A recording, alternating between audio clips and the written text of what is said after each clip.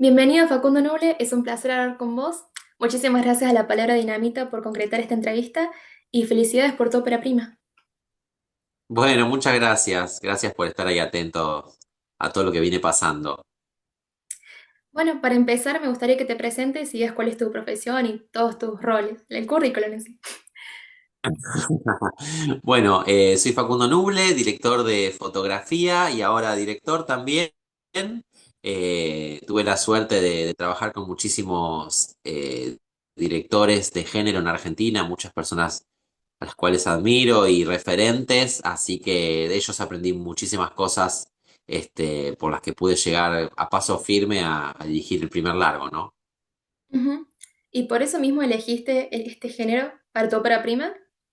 ¿Por toda la experiencia? No, principalmente porque es el género que más amo, es lo que Ok. más veo, es lo único que veo, de hecho, terror de todos los tipos. Ujú. Y para los que no vieron la peli, ¿puedes dar una breve sinopsis? Sí, claro. Dos parejas que necesitan hacer un retiro espiritual para ver si vuelven a conectarse. Entre ellos toman un viaje de fin de semana a una isla en el delta y llegan y se encuentran con un panorama totalmente distinto y empieza a salir todo mal, hasta que tienen que luchar por sus vidas. Sí. Y vi en otra entrevista que dijiste, ¿cuáles son los homenajes o inspiraciones que utilizaste para la peli del género? Utilicé muchas pelis de los 80 que a todos nos fascinaban y nos enloquecían, viste, todas las de Halloween, Jason. Ese tipo de película es un slasher clásico que no fallan. Esas son las pelis que más me marcaron a mí en su momento. Muchas películas de Stephen King también. Hice bastantes guiños.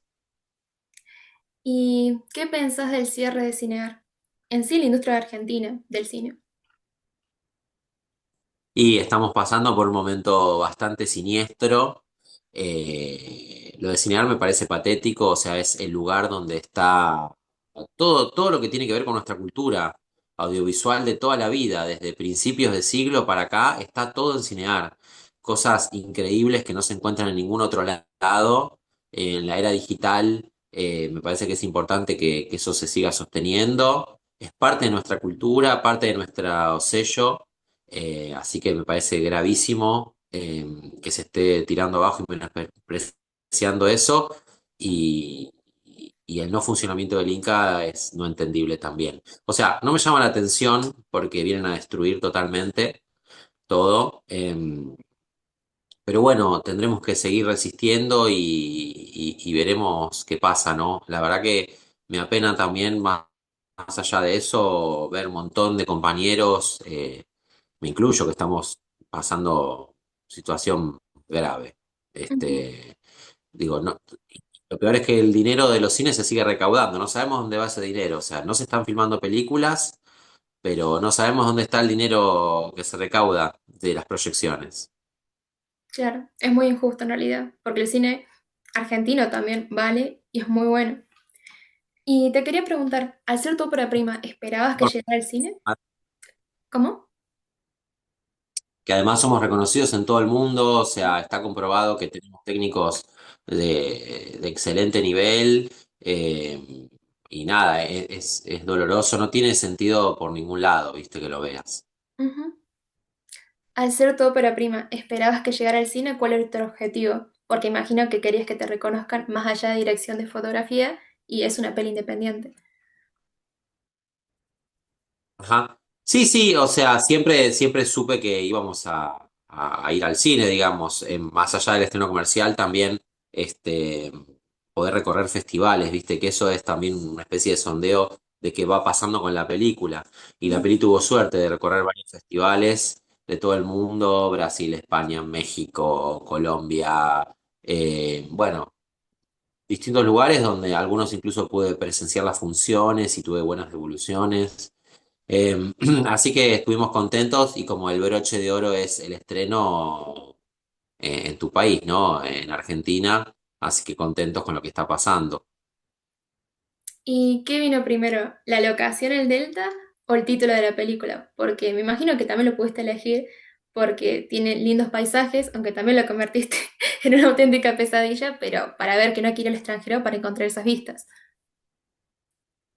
Sí, no, lo primero vino la locación. Ujú, Primero tuvimos La Cabaña, que es de una de las actrices de Jimena, eh, y así es como empezó todo. Cuando vi la locación dije, bueno, hay que filmar acá. Y ahí empezó a armarse un poco toda la situación. El nombre vino después, ujú. tenía otro nombre alternativo, y cuando se sumó Wallace a la película dijimos, bueno, no, vamos a ponerle este nombre para que se conecte todo con todo. ¿Y cómo llegó Wallace a la película? ¿Ya lo conocías? ¿Escribieron el personaje para él? Sí, sí, fue pensado bastante para él. Yo, bueno, a Masacre soy fan hace muchísimos años, que iba a ver la banda y demás. No sé por qué tenía su contacto, o el de Tori, su manager. Eh, y bueno, cuando llegó el momento de decidir ese rol, yo dije, tiene que ser Wallace. O sea, yo lo veía en vivo y veía que improvisaba muchísimo, que tenía un carisma natural que me parecía que iba con este personaje. Ujú. Eh, Automáticamente él dijo que sí, su película favorita es Masacre de Texas, y fue un sí sin dudarlo, digamos. Le pareció fantástica la idea y bueno, y la pasamos increíble filmando esto.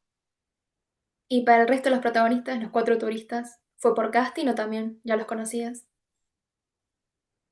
No, yo a los chicos los conocía de nombre o de haber visto alguna cosa en microteatro. Ellos son de mucho, mucho teatro, de muchos años, Ujú, con mucha experiencia. Y Jimena me los sugirió, los convocó. A mí me pareció que encajaban perfecto con los personajes. Y así fue. Empezamos a hacer ensayos y me di cuenta que funcionaban perfectamente los roles de parejas y demás. Y además ellos aportaron muchísimo, son gente con mucha experiencia y con mucho talento que aportaron y potenciaron los personajes, así que también estoy súper agradecido por todo lo que hicieron por la película también. ujú. Y en cuanto a la naturaleza, ¿ayudó con las escenas? ¿Y cuál fue tu escena favorita de grabar? La naturaleza ayudó porque se ve cinematográficamente increíble, pero a la vez fue tremendo luchar con la naturaleza, porque todos los días subía el agua, bajaba muchísimo, entraban los barcos, subía muchísimo, se metía el agua a las cabañas. Tuvimos la sudestada más grande que no pasaba en años. Pasaba de todo, estábamos con todo listo para tirar y de repente nos venían a buscar, pues decían, chicos, si no se van ahora, no pueden salir. Bueno, así todos los días situaciones que vos decías, vamos a enloquecer. Pero bueno, pudimos sortear eso y creemos que está todo impactado en las imágenes, porque eso gusta lo que se ve, así que creemos que quedó todo ahí visto lo que vivimos realmente. Ujú. También el hecho de que transcurría en el día y necesitabas que el cielo o esté soleado o sea de noche, tenías que fijarte para la escena. Sí, sí, lo más difícil fue eso también porque había muchas escenas de noche al ser una película de terror y hubo algunas que pasarlas a día porque literalmente el agua subía y te empezaba a Ujú. tapar a vos los luces, los cables, ni hablar. O sea, era todo el tiempo riesgos. Pero bueno, nada, lo pudimos adaptar bastante bien todo. Y los permisos para conseguir era por la actriz, ¿no? Por la casa. No, en realidad, al estar en una isla, también era un lugar que era su casa, digamos, ahí Ujú, es un lugar que no tenés permiso. Para andar a los ríos y todo, digamos, íbamos hablando con la gente. Es una cosa muy, muy local, ¿viste? O sea, la gente, algunos veían cosas raras y decían, ¿qué está pasando acá? Otros ya se iban enterando, se iban acercando. Había gente que se acercaba porque se escuchó por ahí de que estaba Wallace y había gente que lo conocía a Wallace de hace 1000 años y que estaba ahí, vinieron a saludarlo. Eh, los lancheros colaboraron. Había gente que nos ayudaba de repente de la nada a mover. Todo era moverse. Para cada situación era subirse una lancha y moverse. y era agotador porque siempre algo faltaba, había, entonces siempre aparecía alguien, siempre alguien pasaba y te ayudaba y colaboraba, incluso el último día nos dejó plantada la embarcación que habíamos contratado para mover todos los equipos y de repente pasó un tipo que el primer día lo habíamos visto y le contamos la situación y dijo, ya lo arreglo. Se fue y volvió con un yate y volvió con un sobrino con otra lancha. Era como cosas que, pese a todo lo que nos iba pasando, se iban arreglando sobre la marcha y pasaron cosas maravillosas. Y sí, para que todo en la película funcione, te ayudaron bastante. Sí. Y entonces, ¿cuál fue esa escena que más te gustó grabar o fue la más difícil? Para mí la más difícil es una de las muertes de los personajes, porque Ujú. tiene todo un contexto previo de discusión, de violencia, mucha carga de energía. Después hay pelea, piña, sangre, efectos, capas de efectos. Y bueno, nada, esa fue la más intensa, pero creo que es una de mis favoritas de la película. Sí, sí, sí. Y sé que no escribiste el guión, pero ¿cómo fue la historia? ¿Cómo la empezaron a escribir? El guión la escribió Emilio Gazzi, que es uno de los personajes que actúa en la película. Ujú. Eh, y bueno, yo ya había laburado con él, él hace guiones y también actúa en algunos proyectos propios. Eh, y bueno, cuando surgió esta posibilidad, se lo comento y él me dijo, yo quiero ir, yo quiero estar, vamos a hacerla. Y empezamos a escribirla juntos, o sea, él las iba escribiendo en base a todo lo que yo le decía, mira, tenemos esta casa, tenemos esta lancha, tenemos esta otra casa, tenemos estos personajes, quiero hacer esto, quiero hacer esto. Y él todos los días fue una cosa súper intensa de reuniones diarias, de horas, de hablar todo el día sin parar y de bocetos, de devoluciones y así hasta que llegamos al guión definitivo que se fue a filmar. O sea, una de las cosas que, como para adaptar los recursos que teníamos, era usar todo lo que teníamos y saber qué es lo que no teníamos también, para no delirar y decir, bueno, ahora quiero una entrada en 3 lanchas, no, tenemos esto, esto y esto. Entonces el guión un poco se hizo para que no nos falle nada, para que tengamos lo que teníamos que tener. Obviamente después la naturaleza hizo lo suyo y de repente tuvimos que modificar cosas y de repente apareció una locación nueva y perdimos otra, pero bueno, lo importante es que la historia se contó, digamos. Ujú. ¿Y cómo fue la idea y también decirle a Wallace que tiene que cambiar el acento? ¿Le gustó? Sí, le pareció divertido porque aparte el tipo era un auténtico chanta, entonces era un impostor. Entonces el tipo creía, estaba convencido de que hablándoles como en un pseudo español, los iba a convencer, ¿viste? Y los tipos se dieron cuenta que era un chanta enseguida, pero bueno, ya estaban ahí, no tenían forma de salir. Simplemente había que tratar de sobrevivir. Ujú. ¿Y cómo fue meter a los actores dentro del género para que se sientan parte, que vivan lo que es un slasher? Mira, yo creo que el condimento más importante fue de que nunca salimos de la isla. Ujú. Eh, o sea, estuvimos de corrido 13 días ahí, conviviendo full todos. Teníamos otras cabañas donde íbamos parando el equipo técnico, pero los actores vivían en la misma locación. Entonces era como dormían y salían y tenían todo el comedor lleno de una umbanda y de cosas tiradas y de cenizas y de manchas de sangre. Entonces yo creo que a ellos les sirvió eso para meterse de lleno en el género. Y bueno, también fuimos hablando de referencias, de películas. Ellos tienen tanta experiencia que les salían cosas increíbles y que por eso lo que te decía antes, que potenciaron el género, digamos, porque Ujú. tienen todos los colores, ¿viste? Tienen un poco de humor negro, tienen drama, violencia, llanto, lo que tienen, lo que había que tener, lo tenían. Y la parte de escenografía, ¿qué fue lo más esencial para hacer para que el Delta deje de ser el Delta y sea parte de la historia? No, a ver, el Delta se usó tal cual está, o sea, todo lo que es naturaleza, Sí. no se tocó nada, sí hubo que evitar todo el tiempo motos de agua, lancha, gente que estaba de vacaciones, había que hacer muchos malabares con los planos y la cámara. Eh, pero creo que lo esencial fue ambientar las dos casas, la casa de los hermanos y la casa de los chicos que van de viaje, digamos. Eso fue un laburo increíble de Mila Guerra, la directora de arte, que es una colega, una de las mejores de Chile, que viajó exclusivamente para estar en la película. Yo quería que sea ella, porque yo ya había laburado con ella en proyectos allá y habíamos laburado de manera increíble y sabía que ella tenía un vuelo más allá, ¿viste? Como que hasta te analiza la psicología de cada personaje, el contexto de la historia del lugar, de la casa para saber qué aportar, qué no aportar, y eso se ve plasmado perfectamente. O sea, una lancha era solo de arte, de ambientación, de utilería, e increíble el laburo que hizo también. Me parece que las cabañas son un personaje aparte gracias a ese laburo, digamos. Ujú.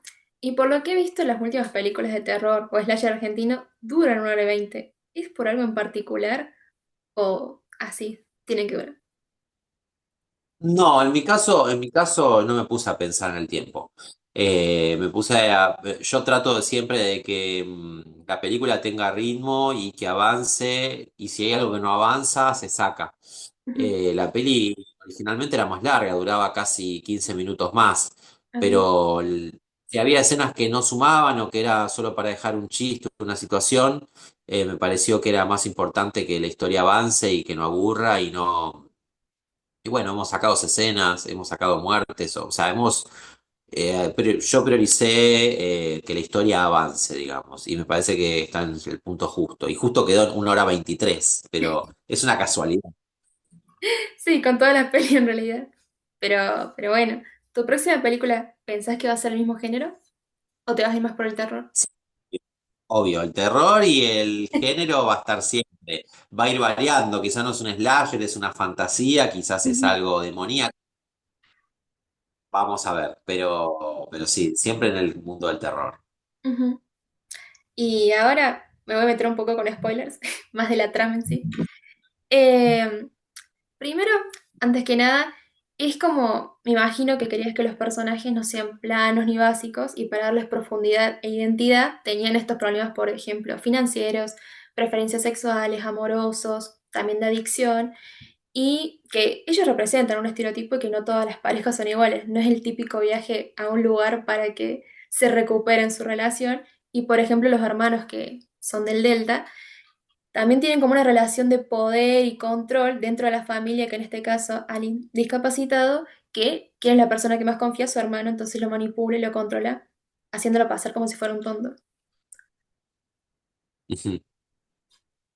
¿Qué te respondo de todo eso? Sí, en parte de todo eso, a pesar de que era un slasher, vos querías darle profundidad a los personajes, por eso todas estas cuestiones que tenía cada uno. Sí, obvio.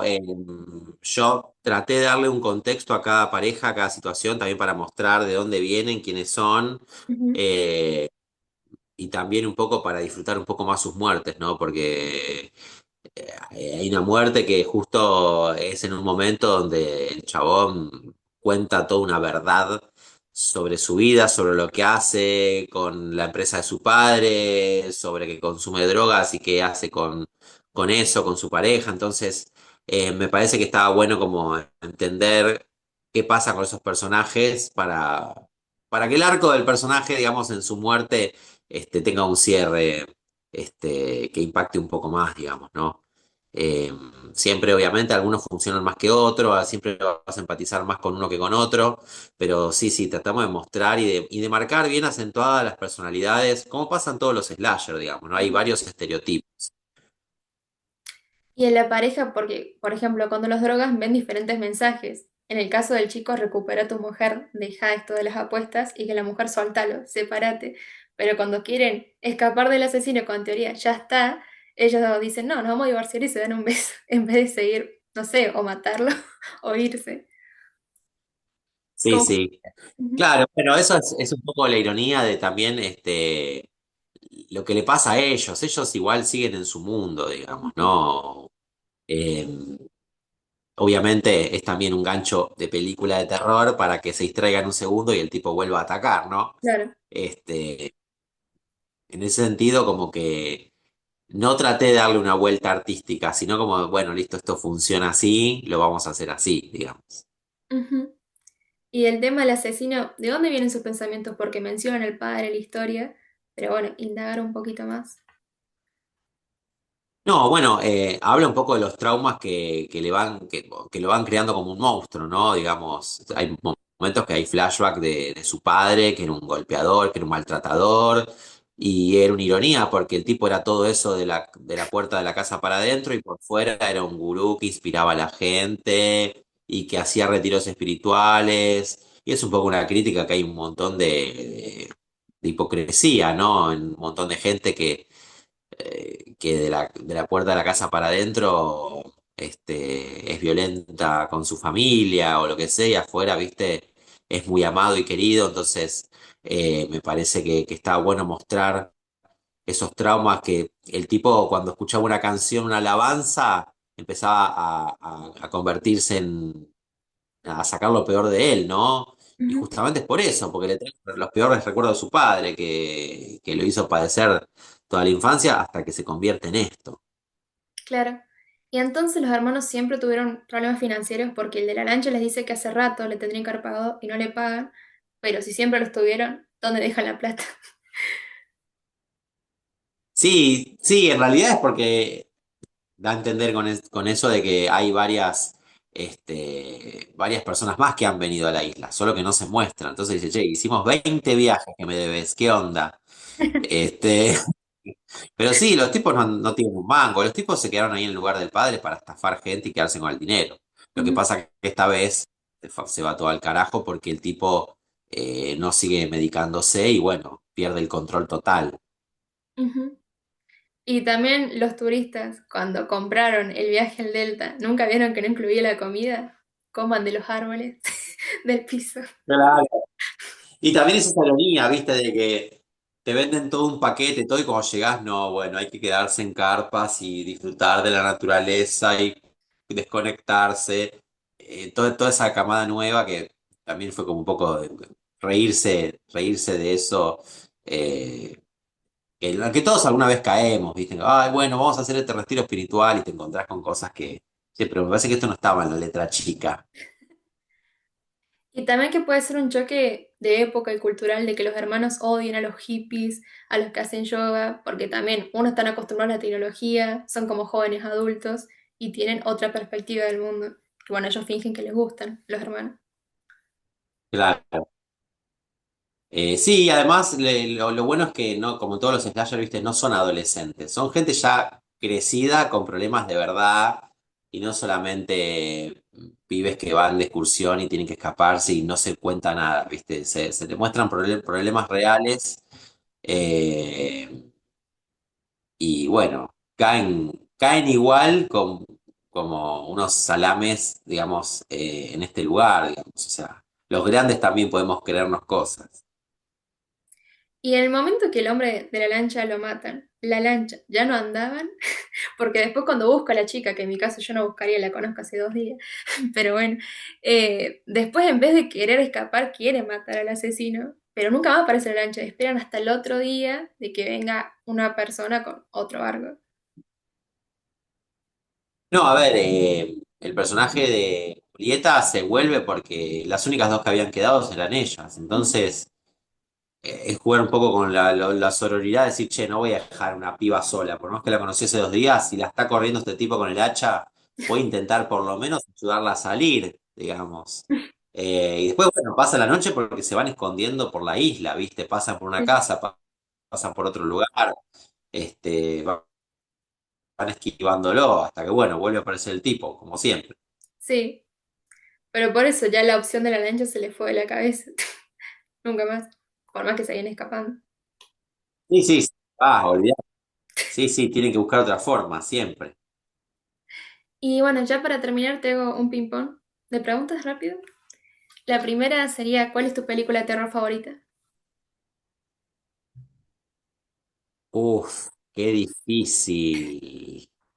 Te voy a decir la que me inspiró a crear una cámara y hacer cine de terror, que es el proyecto Blair Witch. Ok. ¿Personaje favorito del género? Replay de Alien. ¿Y de tu película? Ivo. Ok. Si fueras parte de la historia, ¿qué personaje serías? ¿El que huye, el asesino, el protagonista? ¿Cuál de todos? Eh, no, sería Ivo también. Es un personaje que me encanta y el padre de él está inspirado en muchas cosas de mi padre. Entonces me siento muy identificado con muchas formas, cosas, diálogos. Ok.